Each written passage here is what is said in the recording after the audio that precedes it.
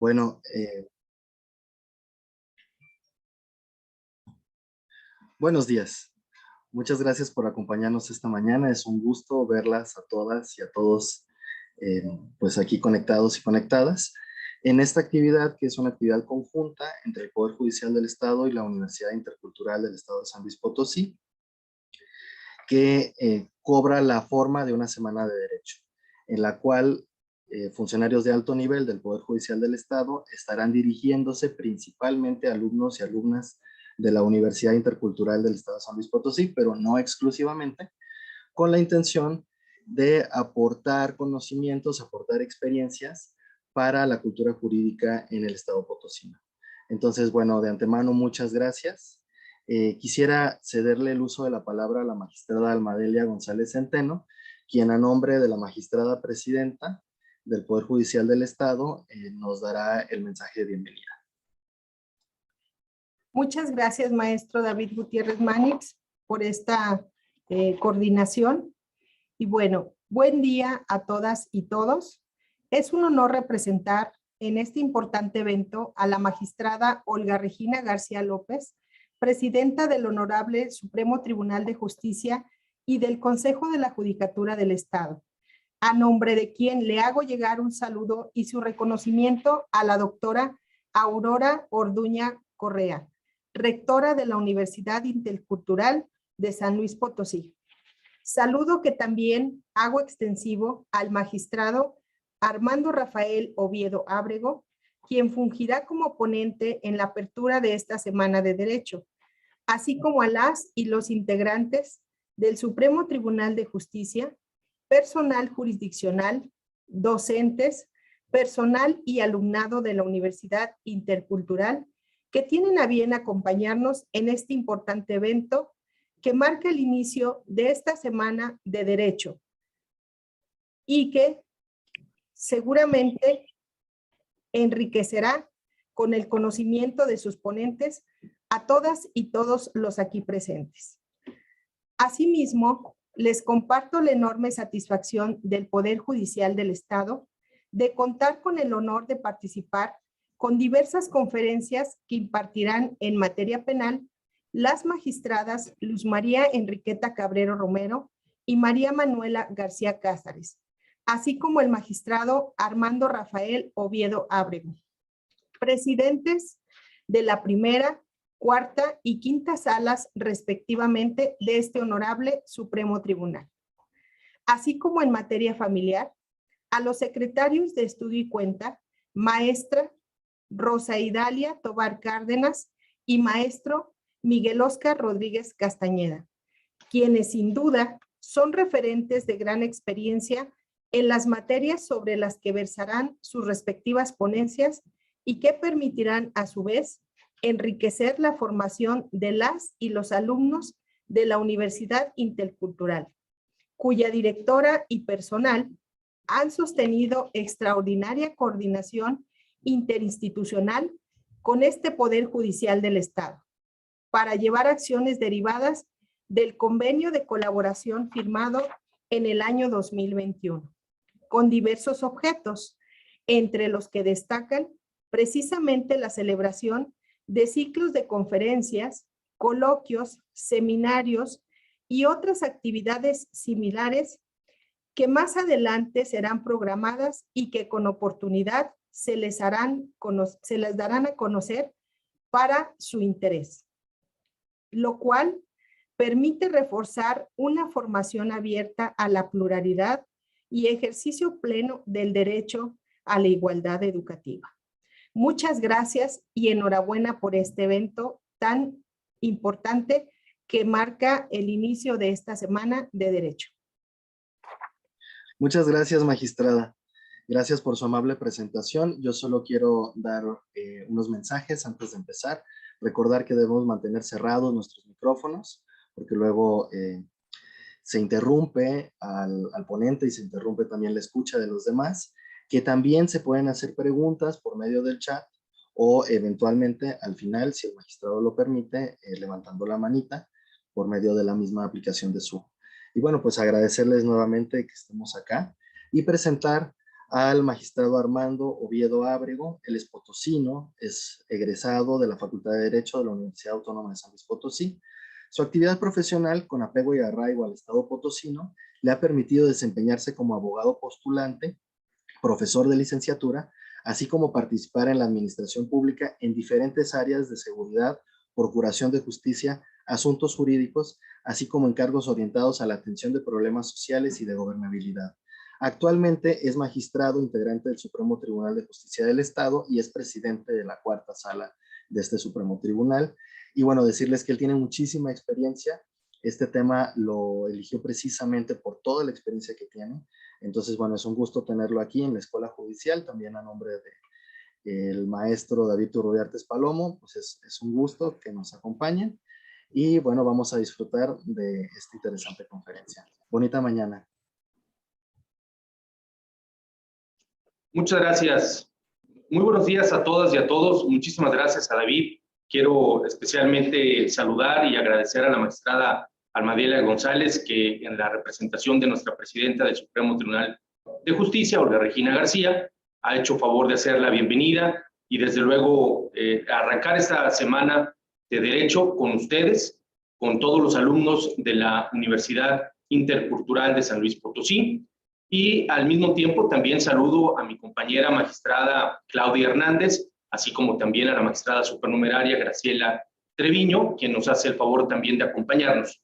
Y bueno, quiero en principio también saludar de una manera muy respetuosa a la rectora de la universidad, a la doctora Aurora Orduña, enviarle un saludo, y a todos y todas las alumnas de la carrera de Derecho de los diferentes sedes de la universidad. Tengo entendido que hoy están presentes alumnos de Villa de Reyes, Cedral, Matehuala, Tanquián, Tancanhuitz, Tamuín, Ciudad Valles, Cárdenas, San Vicente, Matlapa. Así es de que estamos pues de festejo. La verdad es que para mí es un honor el poder estar compartiendo con ustedes el día de hoy esta plática. Ojalá que sea de su interés. Con toda confianza, si existe alguna duda, algún comentario, lo pueden hacer. La idea es que esto no sea solamente un monólogo, sino podamos interactuar y podamos juntos repasar este tema que sin duda marcó a México. Y hoy sabemos que en todo nuestro territorio nacional operamos un sistema de justicia penal. Durante muchos años le denominábamos el nuevo sistema, obvio por lo novedoso, por tratarse de una implementación hacia un nuevo modelo. Hoy en día ya no es nuevo, es un sistema que está operando en todo nuestro país desde el año 2018, que entró en vigor en todas las entidades federativas. Pero la gran pregunta es, ¿y cómo llegamos al 2018? ¿Cómo es que México decidió entrar a una reforma constitucional para generar un nuevo modelo de justicia penal que reinara en todo nuestro país? ¿Por qué sucedió? ¿Qué fue lo que acontecía en México? ¿Qué nos orilló o qué nos motivó como país para llegar hasta este punto? Y eso es de lo que les quiero hoy hablar. Yo quiero platicarles un poquito de la historia, de cómo se implementó el nuevo sistema de justicia penal, porque obedece a una serie de actos, de actividades, de esfuerzos, sin duda, de muchísimas personas que creyeron en este sistema y que pusieron en práctica una reforma constitucional. Siguiente. Lo que detona esta reforma es que en el Diario Oficial de la Federación, voy a compartir con ustedes una presentación para tratar de hacerlo un poquito más gráfico y que todos los que nos están viendo desde sus sedes de la Universidad Cultural nos puedan ir siguiendo. Como les decía, a partir del 18 de junio del 2008, en el Diario Oficial de la Federación, se publicó el decreto en el cual aparece la reforma y la adición a diversas disposiciones de nuestra Constitución Política de los Estados Unidos Mexicanos. En específico, a los artículos 16, 17, 18, 19, 20, 21 y 22, así como a las fracciones 21ª y 23ª del artículo 73. Desde luego también lo propio en el artículo 115 constitucional, en los apartados correspondientes y el 123 de la Carta Magna. Como todos sabemos, cuando se genera una reforma o un cambio a nuestras leyes, es fundamental contar con una exposición de motivos. Desde luego, esta exposición de motivos es la que nos dice el qué, el cómo y el por qué de llevar a cabo una reforma de esta envergadura. De tal suerte que la exposición de motivos que motivó a esta reforma nos dice que la Organización de los Estados Unidos Americanos, por sus siglas la OEA, realizó un estudio y un diagnóstico del estado que guardaba la justicia penal en nuestro México. Y entre los muchos datos que resultaron de este estudio, hay 3 puntos fundamentales. El primero es que no había datos confiables. En México no se tenían estadísticas claras que nos pudieran decir cómo se encontraba el sistema penal. Segundo, es que advierten que el Ministerio Público concentraba la mayoría, por no decir que todas las facultades. Y el tercero es que desafortunadamente había mucha impunidad. Es decir, el sistema penal tradicional en México era, por llamarlo de 2 maneras, así lo dijo el estudio, era injusto e ineficaz. Injusto desde el punto de vista cualitativo, es decir, no había observancia a determinados principios y que obviamente esto impedía el ejercicio pleno de los derechos del procesado y de la víctima. Principios como la presunción de inocencia, la defensa adecuada, la publicidad, la inmediación, etcétera. Pero también era ineficaz por los pobres números de aplicación. Es decir, muchísimos casos quedaban en impunidad y la resolución efectiva de los casos era también muy escasa. Pero en esta exposición de motivos también se explicó que había una deuda histórica que México tenía porque tenía compromisos internacionales. Es decir, México, como país latinoamericano, se estaba quedando rezagado en la modernización de su sistema penal. Había ya otros países en América Latina, como Argentina, Bolivia, Colombia, Costa Rica, Paraguay, Chile, Perú, que se nos habían ido por delante, que habían modernizado sus sistemas penales y México estaba atrasado, seguía manejando un sistema tradicional que adolecía de esta problemática. Segundo, nos llevaba a un incumplimiento de instrumentos internacionales suscritos por México. Recordar que esos instrumentos son los que conocemos como los tratados internacionales, en donde el país que los suscribe se obliga a una serie de compromisos y estábamos fallando.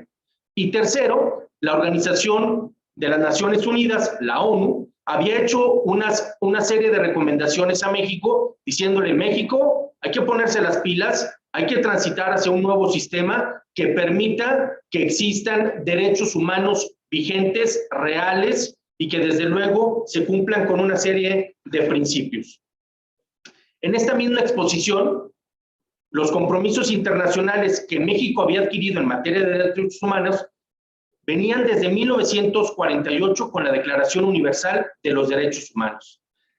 En esta declaración se establecieron derechos básicos que no existían en nuestra Constitución hasta que vino la reforma del 2008, que es la reforma hacia un nuevo sistema de justicia penal. Es decir, en nuestro marco normativo, en nuestro conjunto de leyes, no existían todos estos compromisos de establecer derechos de esa importancia a nivel de Constitución. Un dato más. En la década de los años 70, se puso a América Latina en el centro del mapa en cuanto a la lucha de derechos humanos, de igualdad y justicia. Esto motivado por una serie de dictaduras que en ese entonces privaba en esta región de Latinoamérica. Y por ello, la importancia de estos tratados y estos acuerdos que tenían forzosamente que cambiar a nuestras leyes. Todos los estados miembros de la Organización de las Naciones Unidas estaban obligados a respetar, garantizar, proteger y promover los derechos universales que estaban reconocidos. Es decir, México forma parte del Sistema Universal y del Sistema Interamericano de Derechos Humanos.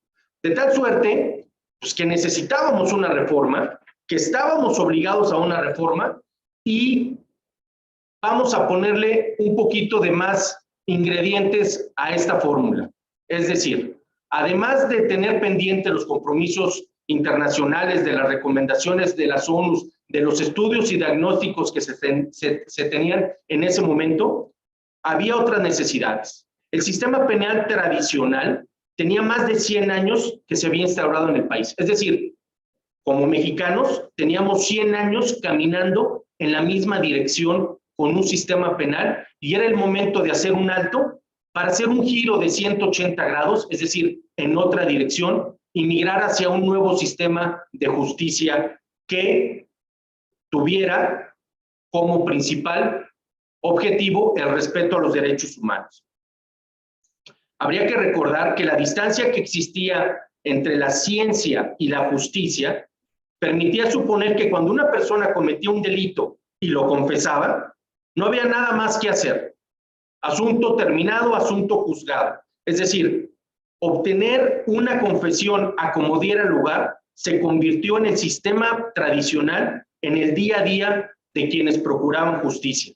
Por eso se le denominaba las reinas de las pruebas. Es decir, si obtenían la confesión, sin importar cuál había sido el medio para obtenerla, con eso ya le hacías. Y con eso bastaba para tener un asunto y con eso bastaba para sentenciar a una persona. Pero además no había un respeto a la presunción de inocencia. En este país, durante 100 años nos dedicamos a detener a las personas y después investigábamos. No como ahora sucede. Primero se investiga y luego se detiene. El procedimiento además era escrito y en muchas ocasiones era secreto, lo que originó un sinnúmero de injusticias e inequidades.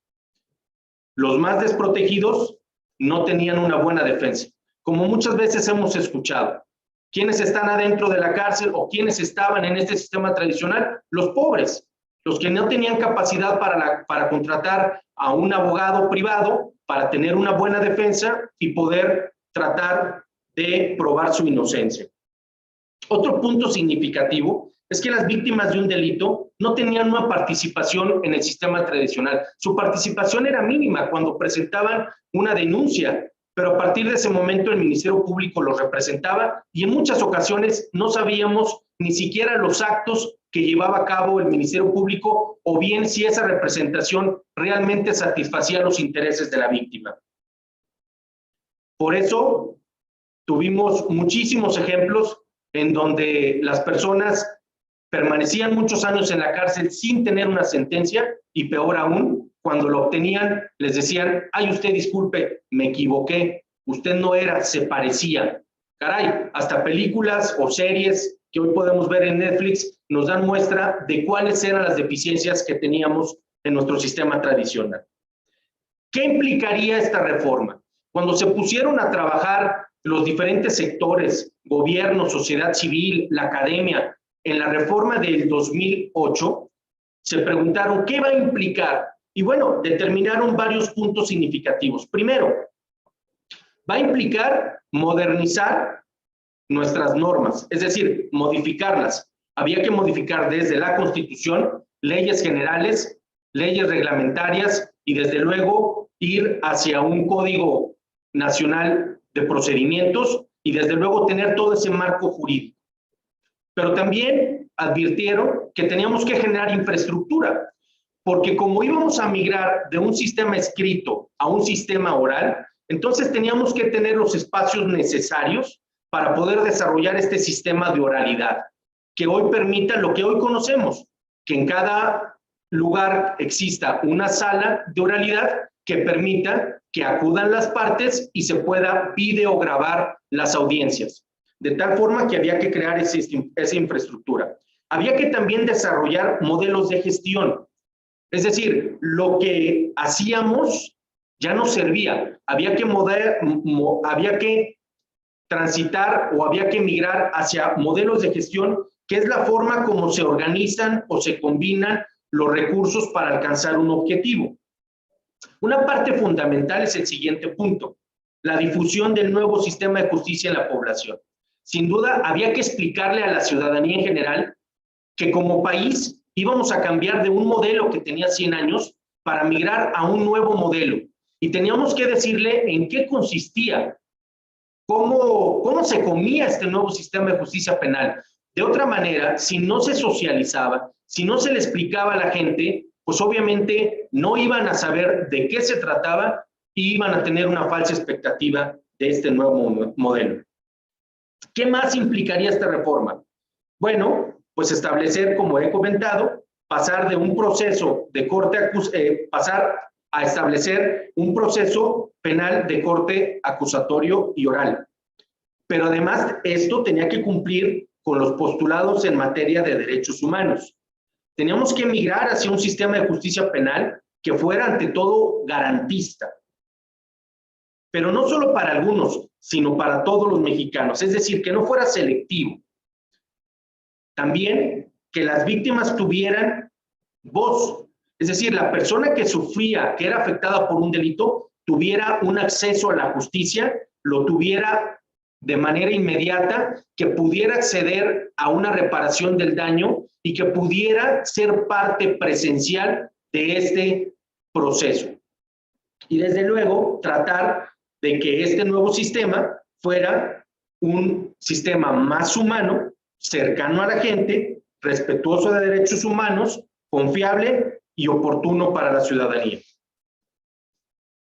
De tal forma que se establecieron 5 principios principales. El primero de ellos, la publicidad. Las audiencias son públicas, es decir, no solo acceden a las audiencias las partes que forman el procedimiento, sino también el público en general. Cualquier persona podemos entrar a presenciar una audiencia en cualquiera de las salas de oralidad, cosa que antes no existía. Es decir, los procedimientos se llevaban únicamente por quienes procuraban justicia, pero no existía una transparencia para que todos pudieran presenciar lo que estaba sucediendo. El segundo principio, la inmediación, que es algo tal vez de lo más preciado que tiene este sistema. El juez tiene que presenciar todas y cada una de las audiencias. En nuestro sistema anterior habría que recordar que el juez permanecía en su despacho, en su privado, estudiaba los asuntos, resolvía, pero en muchas de las ocasiones no presenciaba las audiencias, lo hacían los otros funcionarios, es decir, delegaba estas actividades en los funcionarios del juzgado y no tenía de primera mano, de primera voz, el conocimiento de los hechos que iba a juzgar. El tercer principio, que es la concentración, que busca que exista una rapidez, una celeridad en el proceso, es decir, que las audiencias se realicen preferentemente el mismo día o en días consecutivos hasta su conclusión. El siguiente, que es la continuidad, las audiencias se desarrollan en forma continua, sucesiva y secuencial. Y por último, el de contradicción, que es cuando las partes pueden conocer, controvertir o confrontar los medios de prueba, así como oponerse a las peticiones de la otra parte. Es decir, no son monólogos, no solamente habla quien imputa un delito, no solamente habla el fiscal, el Ministerio Público, también habla la defensa, también habla el sector victimal, también habla la propia víctima y desde luego el juez los escucha y les permite controvertir o confrontar los medios de prueba que son puestos al alcance en una audiencia. Para lograr todo esto, se hace un esfuerzo fundamental que permitiera llevar a la reforma penal a buen puerto. Y entonces el Estado mexicano decidió crear un consejo de coordinación para la implementación del sistema de justicia penal. Tenía como propósito establecer una política, porque esto era una política pública, y que existiera una efectiva coordinación entre los 3 órdenes de gobierno. No era un tema que fuera de competencia exclusiva para el Poder Ejecutivo, para el presidente de la República, no. Era un tema que requería de la presencia y la participación activa de los 3 poderes. Necesitábamos a la Cámara de Diputados, a los senadores y desde luego a los congresos locales para poder llevar a cabo todo el cambio y la transformación de nuestro marco normativo, de nuestras leyes. Pero también necesitábamos a la participación de las instituciones del Poder Ejecutivo. En el caso concreto de las áreas encargadas de seguridad y procuración de justicia, y la encargada de la gobernabilidad, que es la Secretaría General de Gobierno, y desde luego también la presencia fundamental del Poder Judicial a través de sus magistradas, magistrados y consejeros. Es por ello que en San Luis Potosí, el 5 de febrero del año 2010, se creó el Consejo de Coordinación para implementar el sistema de justicia penal, conformado por los representantes de los tres poderes. Hay que decirlo que la sociedad civil también fue parte de esto. Es decir, desde la exposición de motivos, desde los estudios previos a la reforma en el año 2018, se involucraron la academia a través de la UNAM, del CIDE, de organizaciones sociales como Causa en Común, como México S, institutos como el INACIPE, como el Tecnológico de Estudios Superiores de Monterrey, todos ellos sumando a favor de la reforma. Era necesario escucharlos a todos para que realmente la reforma abarcara todas las necesidades que México representaba en ese momento. Ahora bien, ese consejo, esa mesa de coordinación en donde se sentaban los tres representantes del Poder Ejecutivo, los tres del Poder Judicial y los tres del Poder Legislativo, tenía que tener una secretaría técnica que se encargara de cumplir los acuerdos y las determinaciones de este consejo. Entonces se creó lo denominado la Secretaría Técnica del Consejo, que por sus siglas se conoció como CETEC.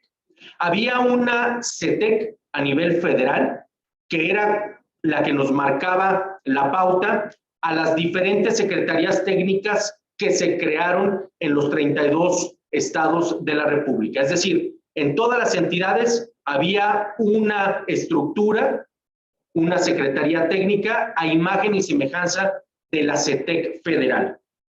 Y esta secretaría se convirtió en el brazo operador del Consejo, que debía de cumplir su encomienda en un plazo no mayor de 8 años. Es decir, si la reforma constitucional se expidió en el año 2008, teníamos un periodo de 8 años como plazo máximo para llegar al 2016. Y el propósito era que en el 2016, desde Tijuana hasta Cancún, operara el nuevo sistema de justicia penal. Que no existiera un solo lugar en ninguna parte de ningún estado que no estuviera operando el nuevo sistema de justicia penal. Por eso la fecha fatal fue el año 2016. Siguiente. Vamos a los mapas. Para poder llevar a cabo esta implementación, con el acuerdo del Consejo de Coordinación, se estableció que lo hiciéramos a través de una gradualidad. Es decir, era imposible que todo el estado de San Luis Potosí y todos los estados del país iniciáramos el mismo día a la misma hora. Por eso se estableció, como les comento, una gradualidad. Y en el caso concreto de San Luis Potosí, los diputados, el Poder Judicial y el Poder Ejecutivo se pusieron de acuerdo y dijeron, a ver, vamos a hacerlo a través de nuestros distritos. En San Luis Potosí hay 13 distritos judiciales. En razón de ello, establecieron la gradualidad para que fueran entrando en diferentes fechas los diferentes distritos judiciales. De tal forma que los primeros distritos judiciales arrancaron en el año 2014, para después venir en el 2015 con otros distritos judiciales y terminar con el resto en el año 2016. El primer distrito judicial, que es el caso de San Luis Potosí Capital, abarca los municipios de Agualulco, Villa de Arriaga, Armadillo, Mezquitic, Soledad, Cerro de San Pedro y Zaragoza. Todos los asuntos que tienen que ver en estos lugares y sus comunidades se ventilan en los lugares establecidos en San Luis Potosí, es decir, los centros integrales de justicia. El distrito número 2, que se encuentra ubicado en Matehuala, con cabecera en Matehuala, abarca Real de 14, Villa de la Paz, de Guadalupe, Cedral y Vanegas, y entró el 30 de septiembre del 2014. Este fue el primer distrito que entró en vigor en el año 2014. Aquí fue el gran reto para nosotros en San Luis Potosí, arrancarlo y empezar a aprender de cómo iba evolucionando, como se dice, ir midiendo la acción y el error para ir corrigiendo, y que esto permitiera que en los siguientes distritos se fuera generando mejores prácticas para la mejor implementación del sistema. El tercer distrito, con sede en Río Verde, abarca Ciudad Fernández y San Ciro de Acosta y entró también en el año 2014. El cuarto distrito, con sede o la cabecera en Cárdenas, que abarca Alaquines, Rayón, Santa Catarina, Tamazopo y Lagunillas, entró en el año 2016. El quinto distrito, con sede en Ciudad del Maíz, que abarca El Naranjo y desde luego Ciudad del Maíz, entra el 10 de junio del 2016. El siguiente distrito, que es el sexto, que corresponde a Ciudad Valles, abarca Tamuín, San Vicente, Tanlajas y Ébano, que entró en el 2015. El séptimo, con sede en Tancanwitz, que entra en el 2015 también y abarca Aquismón, Tampamolón, Coscatlán, Gilitla, San Antonio, Tanquián y Huehuetlán. El siguiente, que es Tamazunchale, que es el octavo, que entró también en el 2015, que comprende Axtla, Matlapa, Tampacán y San Martín.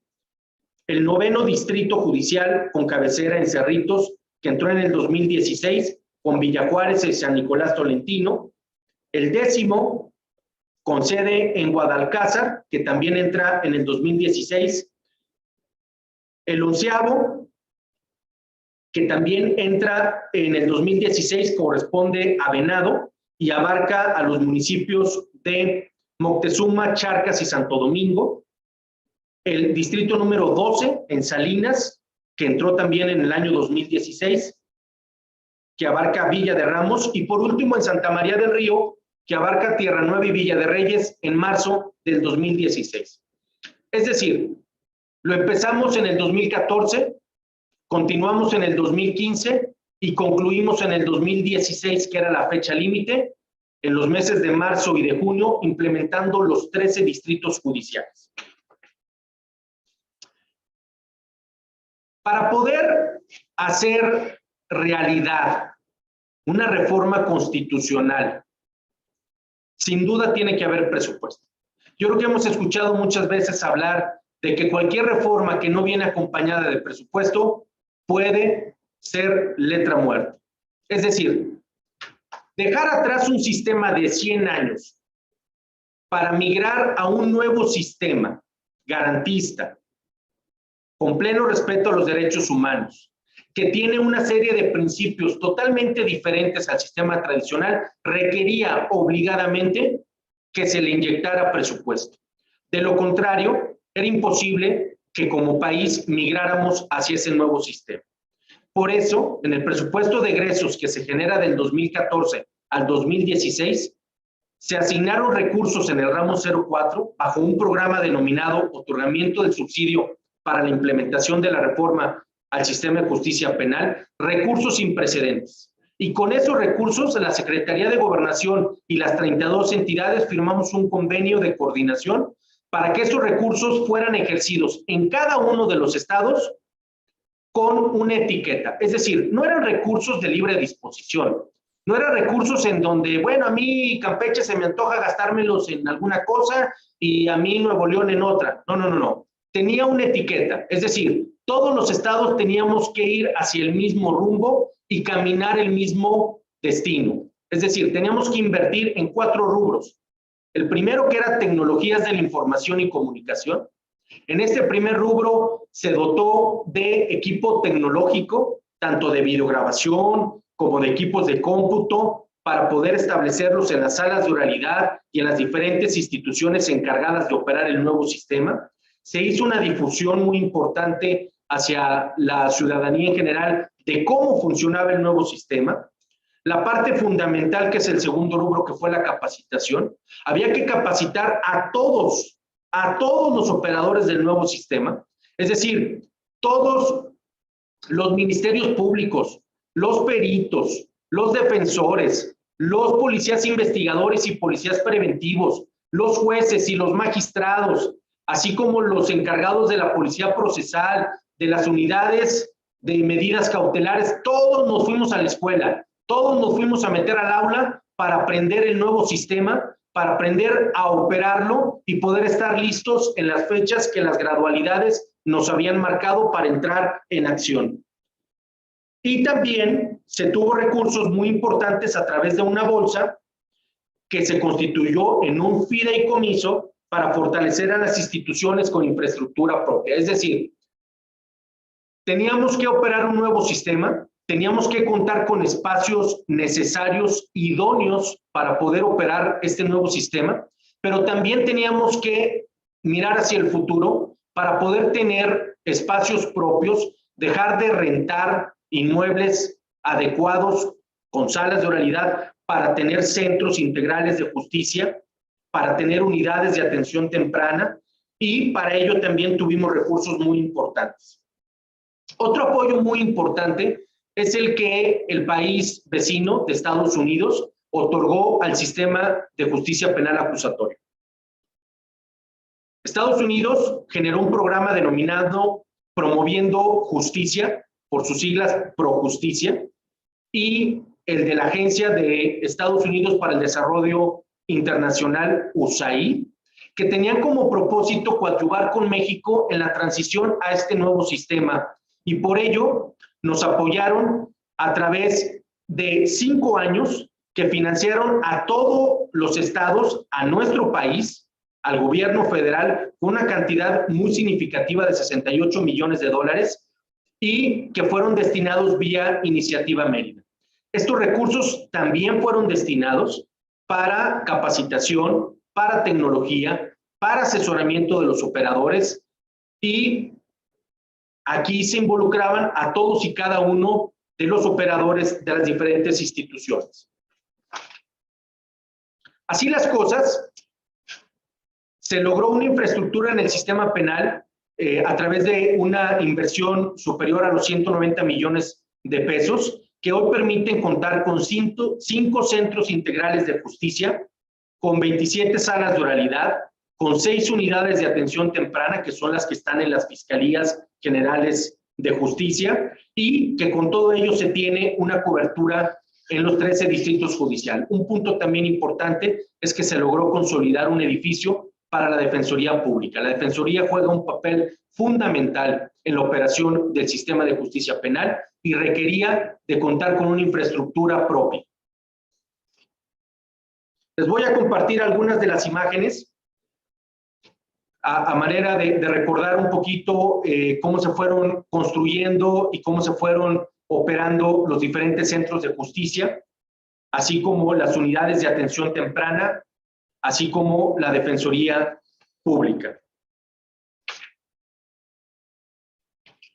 Bien, a manera de conclusión de cómo se da este proceso de implementación del nuevo sistema de justicia penal, habría que decir que aun cuando han transcurrido 6 años de la entrada en vigor de nuestro sistema, es decir, del 2016 a hoy, 2022, no podemos olvidar que como toda gran reforma, que como todo gran cambio, requiere de darle continuidad a todas las acciones que tengan como propósito la consolidación del sistema de justicia penal. Es decir, la primera etapa, del 2008 al 2016, fue una etapa denominada de implementación. Hoy nos encontramos en la etapa denominada de consolidación. Los países latinoamericanos que nos antecedieron en el sistema penal acusatorio, principalmente Chile, con quien tuvimos mucha comunicación al inicio de la implementación, nos compartieron que ellos calcularon más o menos 10 años para lograr la consolidación del sistema de justicia penal.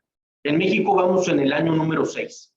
Yo creo que todavía faltan muchos esfuerzos, muchas acciones que tenemos que generar día a día, todos los involucrados, todos los operadores, las distintas instituciones, para lograr la consolidación del sistema penal. ¿Y qué significa esto? Bueno, significa darle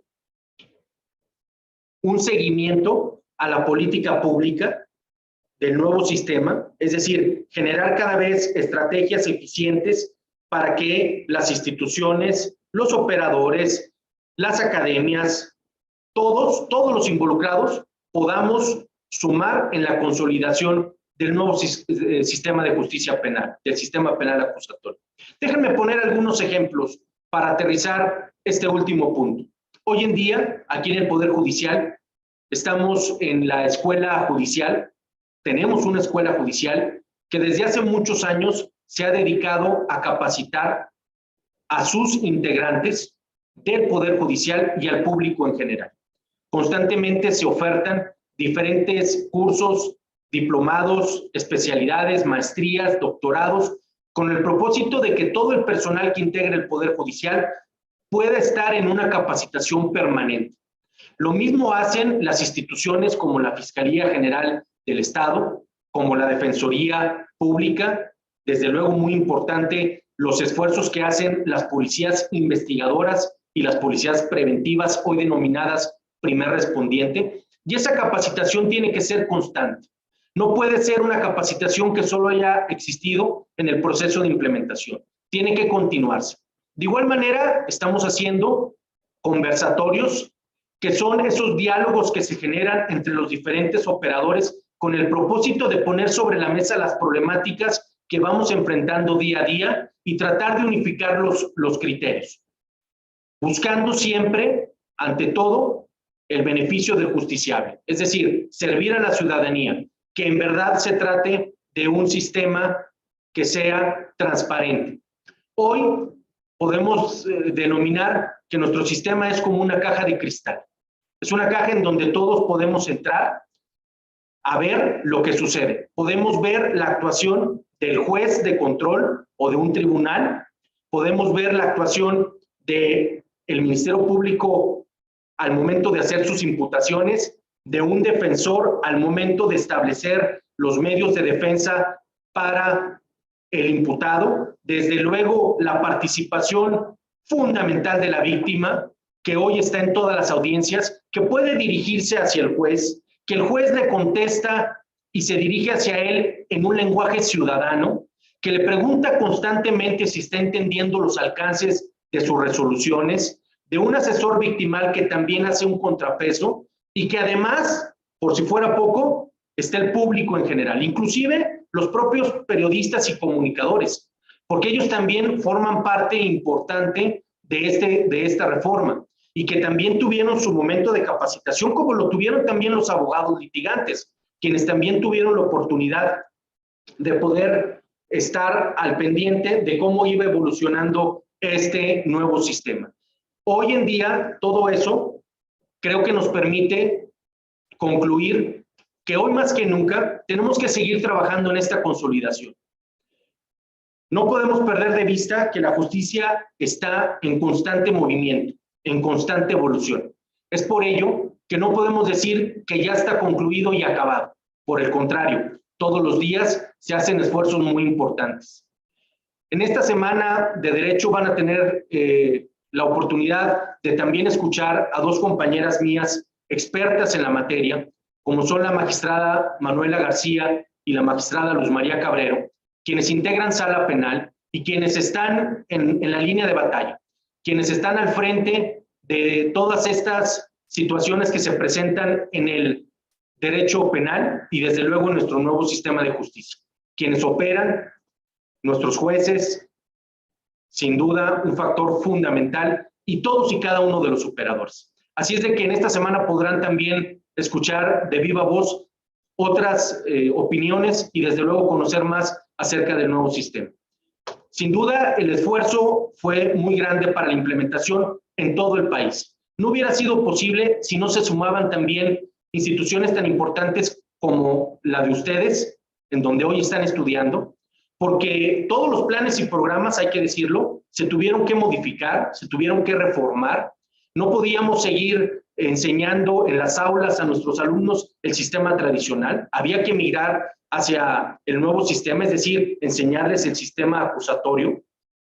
Y desde luego, en ustedes los jóvenes de la Universidad Intercultural, de todas y cada una de las bases, está esa gran consolidación del nuevo sistema. Ustedes son esa nueva generación que tiene que venir a consolidar este sistema. ¿Por qué? Porque hoy se están formando ya en ese sistema, porque hoy salen a la vida productiva como postulantes, como litigantes de sus asuntos, y desde luego pues ponen en práctica este nuevo sistema. En ustedes está puesta esta parte de la consolidación y yo creo que es un tema, insisto, que nos va a permitir trabajar mucho, por mucho tiempo, de la mano. Por último, quisiera cerrar con esta breve reflexión. Yo creo que hubo también algunas situaciones que quedaron pendientes. Yo creo que hay todavía muchos retos y muchos compromisos pendientes que hacer. Para mí, uno de ellos, tal vez el más importante, es la socialización de este sistema de justicia penal con la población. Las mujeres y los hombres de nuestro país merecen y deben conocer cómo funciona este sistema. De lo contrario, al ser víctimas de un delito, tendrán una expectativa muy diferente de lo que va a ocurrir al tramitarse su causa. ¿Por qué? Porque creo que tenemos una deuda como país.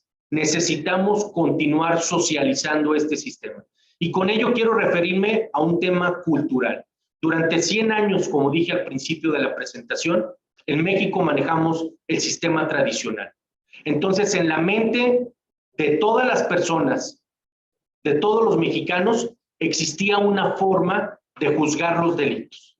Desafortunadamente, en la mayoría de nuestra cultura mexicana, la única solución a nuestros problemas era la cárcel. Si la vecina me rompía las macetas, que la metan a la cárcel. Si el compadre me daba un cheque y iba al banco y no pasaba, que la metan a la cárcel. Hoy, en nuestro sistema, no se privilegia a la cárcel, sino se privilegia la reparación del daño. Es decir, la cárcel no es la primera instancia, no es la primera solución a nuestros problemas.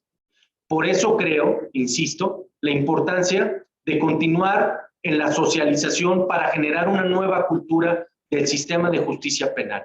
Hoy en nuestro sistema es fundamental las soluciones, las medidas alternas que permitan darle una solución rápida y eficaz a un problema cuando así nuestras leyes lo permitan.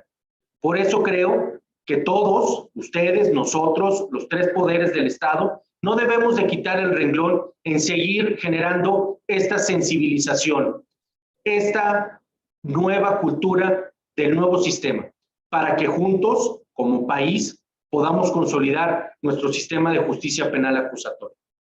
Yo les agradezco muchísimo su atención y desde luego quiero ponerme a sus órdenes. Si existiera alguna pregunta, alguna duda, algún comentario, con muchísimo gusto estoy para servirles. Por su atención, muchas gracias. Muchas gracias, magistrado. Muy interesante su plática. Entonces, por supuesto, como él acaba de comentar, abrimos el micrófono a quienes quisieran hacer alguna pregunta, algún comentario.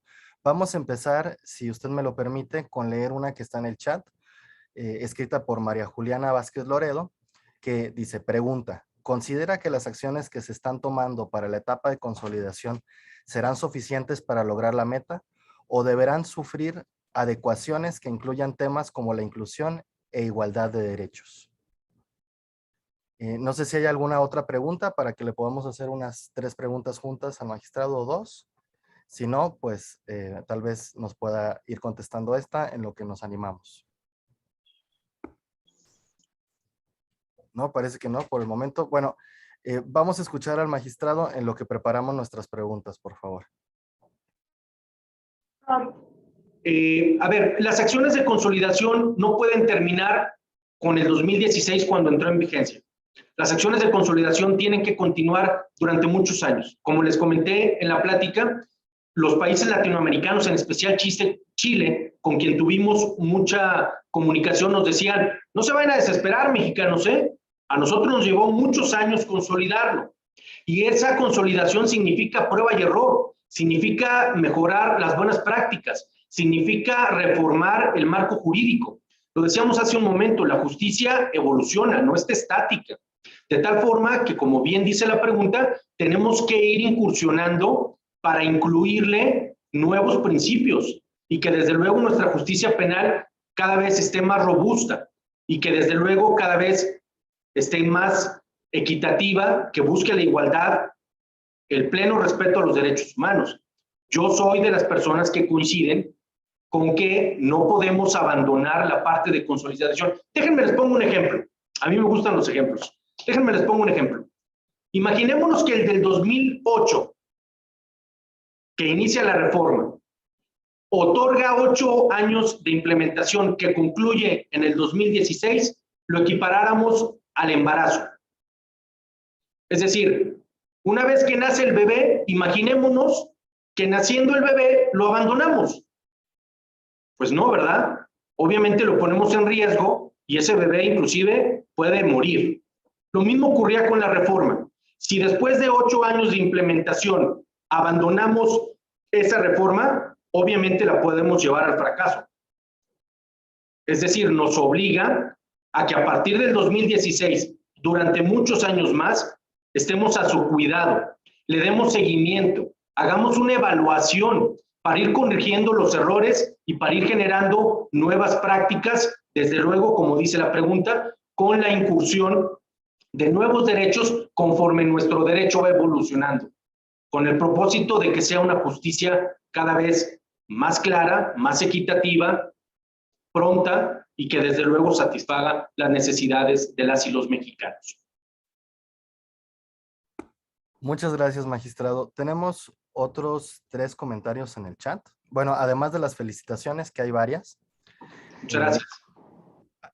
Sí, hay una pregunta sobre el tema de la reparación del daño. Si usted nos pudiera abundar un poquito más sobre la difusión del tema de la reparación del daño. Hay otra pregunta con relación al cierre de una sala de oralidad en Cárdenas. Bueno, solo decir que esto es más bien función del Consejo de la Judicatura, no tanto del Supremo Tribunal.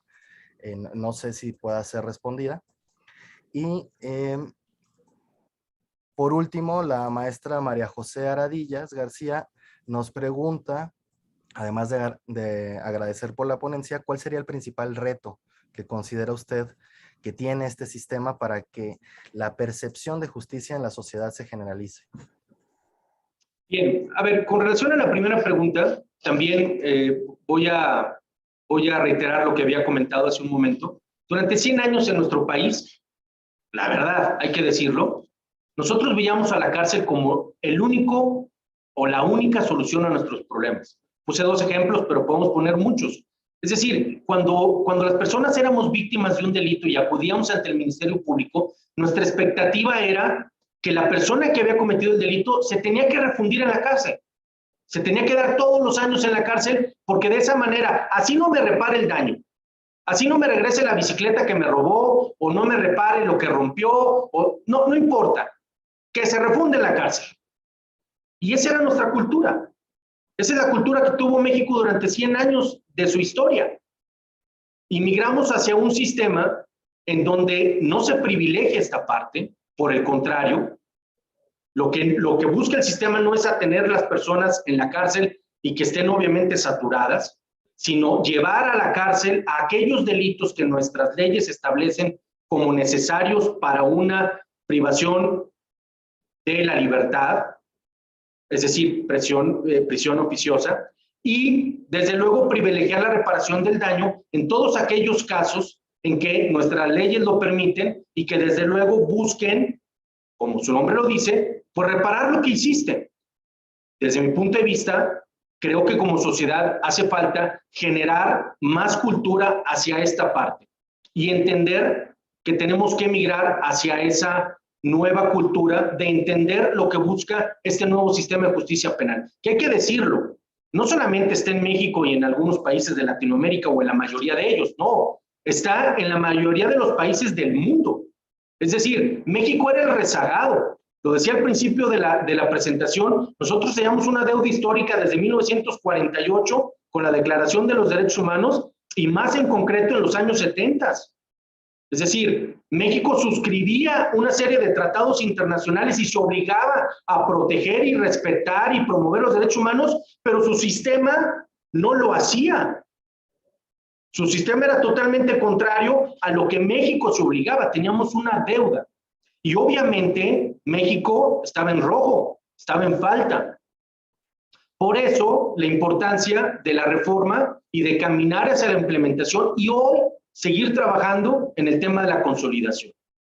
En cuanto a las salas de oralidad que comentaron, decirles que el Consejo de la Judicatura, que es la parte administrativa del Poder Judicial del Estado, que juega un papel fundamental, hace una serie de estudios y valoraciones en cuanto a la estadística de los asuntos que se ventilan en una cabecera distrital, en una sede del Poder Judicial donde haya salas de oralidad. Y desde luego hace los ajustes necesarios conforme a las estadísticas y al número de asuntos que se ventilan. Tercero, a ver, yo creo que lo comenté, lo voy a repetir, estamos en deuda en esa parte de socializar. Hay que decirlo, no obstante de que se hizo un esfuerzo de difusión durante esos 8 años, del 2008 al 2016, caray, teníamos 100 años caminando en una dirección y de repente hicimos un alto y giramos hacia el otro lado. Hicimos un giro de 180 grados para caminar en otra dirección. Entonces, con esto quiero decir que no basta la difusión que se haya hecho. Yo creo que la difusión tiene que ser constante, permanente y tiene que ser desde todos los ámbitos. Desde el Poder Judicial tratamos de hacerlo, tratamos de difundirlo, tratamos de contribuir con esa difusión, pero también lo tienen que hacer los otros poderes, lo tienen que hacer sin duda las instituciones académicas. Yo estoy seguro que ustedes, hoy en día, al estar estudiando su carrera de Derecho y estar estudiando el sistema penal acusatorio, pues están ya cambiando su chip. A mí me tocó formarme como abogado en el sistema tradicional. Por eso también había mucha resistencia de los operadores. Imagínense, ministerios públicos que cuando llega la reforma ya tenían 10, 15, 20 años desarrollando un sistema y de repente le dicen, oye, fíjate que ya no, ahora tienes que hacer otro sistema, y tú también defensor, y tú también juez, y tú también magistrado. Entonces, por eso todos regresamos al aula a tomar clases, a capacitarnos para estar preparados, para cambiarnos ese chip de cómo funciona esto, para creérnosla. Por eso había tanta resistencia también, los abogados litigantes. Imaginémonos esos abogados que tenían 40 años, 50 años siendo expertos, inclusive dominando el campo del derecho penal, siendo los reyes. Hoy en día vemos que están incursionando cada vez más abogados privados en las salas de oralidad, que esa carga, que en un principio era el 100% de los defensores públicos, se ha ido un poquito compensando y no tengo la menor duda que ustedes el día de mañana al egresar también estarán incursionando en las salas de oralidad penal, desarrollando el sistema, defendiendo causas, sin duda alguna. ¿Por qué? Porque ya están siendo formados. Por eso también las instituciones académicas son fundamentales para cambiar esta cultura del nuevo sistema.